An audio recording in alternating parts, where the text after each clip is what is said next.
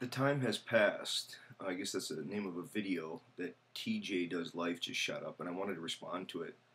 I think there's so much that's going on there that I would like to talk about. And I do have, for whatever it's worth, I do have a forthcoming book. That's an edited book. It's a collection of readings.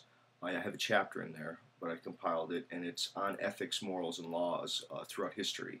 And it might be interesting. It's also interesting because there's a wonderful chapter in there by Phil Rose on Rene Girard and the role of sacrifice in history. And the conference report just shot a video this morning on Girard's work, which I think is very relevant. Okay, I want to say some things about morality, and I guess about TJ's video, I found it engaging and interesting. I thought that in the first part of the video, it sounded as if he was suggesting there's built into humans some kind of hierarchical self against other orientation.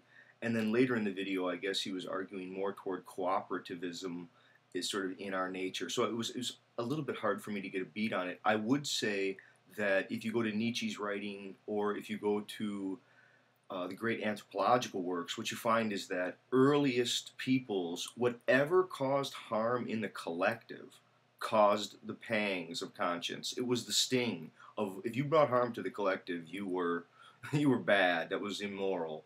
Only slowly, as the individual emerged, weaned away from the collective through literacy and money, right? Specialization of labor, division of labor, and all of these things really do require capital and all these other things.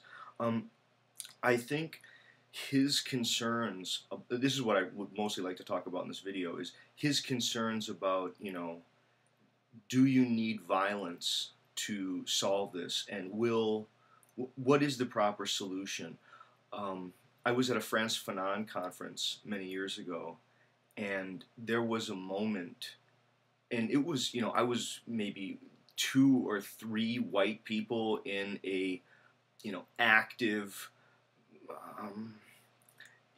African American liberation conference where people were sort of talking about, does there come a time where violence is necessary? And it was a scary moment. I really was feeling that there does seem to be, for some times, where we're done talking. This is it. Action is what's needed at this point.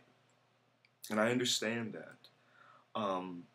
Another part of me, though, thinks, how many people who are agreeing with you, TJ, don't vote, aren't even informed about how much their vote could make a difference in changing the laws over the ridiculous ways that the corporate elites and the wealthy ruling elites, I guess, do make exorbitant amounts of money. But here's what I think you have to, first off, now here's the responses. Having a lot more money doesn't necessarily make you happier. How much money do you need to be happy? Now, I make a professor's salary. I'm not a wealthy person. I don't make 6 figures, but I make more than enough to be comfortable with. I have food. I think healthcare is important. I think we should be looking for healthcare.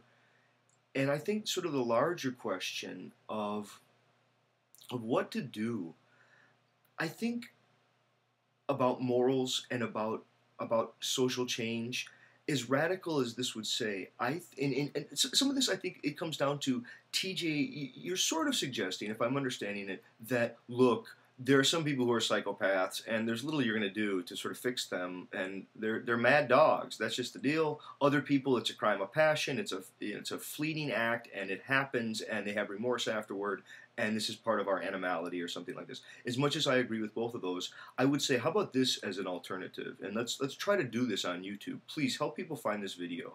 This would be the sort of David Bohm sort of orientation, where you suggest that, look, we're born into a culture, and we fall into this culture that has a history of conflict and violence and fragmentation, and it's broken and it's a mess. And I didn't want it to be this way. I don't think any of us did. But the question is, how do we stop it? How do we, each one of us, now you can't control what other people do, The only thing you can do is try to exercise that capacity that you do have. The thing to do, I would say, this is what I try to do, and this is maybe related to this question of what do you do as a spiritual exercise. I think there were some people who were asking that.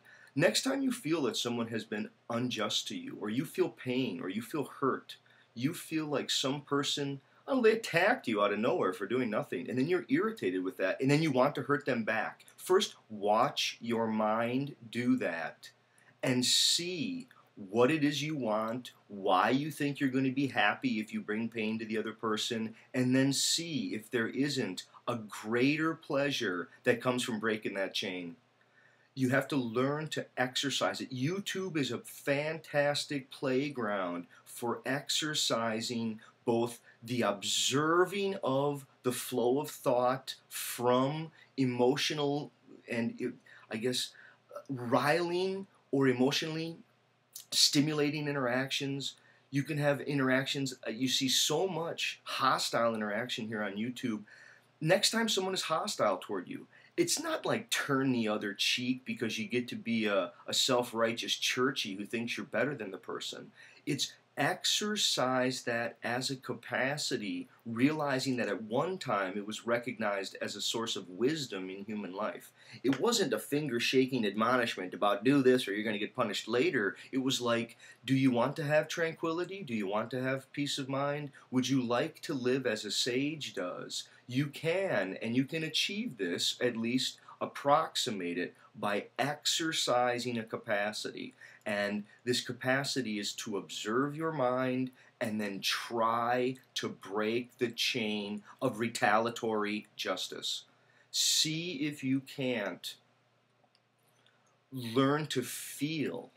I mean, you actually feel a kind of, I don't want to call it just love, but I think it is. It's a kind of love for humanity in general when you don't retaliate against the particular individual who hurt you. It's like some person does something mean to you. They come on your page and they say something nasty to you, or they do rude things to you. The immediate response is, I'm going to go stick it back to that person. And it feels good to stick it back. You feel like there's a sense of justice there. I think that's why it happens. And then the chain just gets activated, intensified, and the people go back, and then they feel remorse, and then maybe they kiss and make up later, or whatever it is. Or they don't. But I think the strategy to exercise so that time when you do hit the crime of passion, if you have exercised that capacity enough, you may actually have the resources to make a critical decision where you want to lash out and kill someone and you go, I'm not going to do that. Please look at my video there on Stoicism. I did work in the prison system. Had a wonderful chance to work there, and I got to teach Stoicism to some prisoners. And there was a guy who was stabbed about 2 weeks before he was going to get out, and he wanted to kill this guy so bad. I mean, he wanted this dude, and he went, you know what would Epictetus do? Epictetus would not kill this guy. I'm getting out of prison. I'm going to walk, and I'm going to be proud. And it was, in some way, it was a self-motivated one, but he got the wherewithal with thought to break out of his animal reaction. That is the exercise that needs to be capacitated. I fear that some people in their quick evolutionary explanations are too underwriting the capacity of humans to think and to carefully learn how to observe their thought, and then to learn how to break the cycle, or at least to fragment it away momentarily. I don't know if we can completely get rid of it all. Can we completely remove all desire for vengeance or revenge? I don't know. But I do know that that capacity is possible to exercise, and I do know that there is a beauty and a love that is felt for the possible human future when you do break out of it. When you have that moment where you go, wow, I could have really been rude back to that person, and now I'm in a position to really serve justice. And the fact that I'm not, it actually feels better, because you know that babies are being born today and they're going to enter a world. And what kind of world do you want to have them deal with as their history and their tradition? Okay, so those are some thoughts. I don't think it's a happily ever after, but you have to start somewhere. Okay, thanks.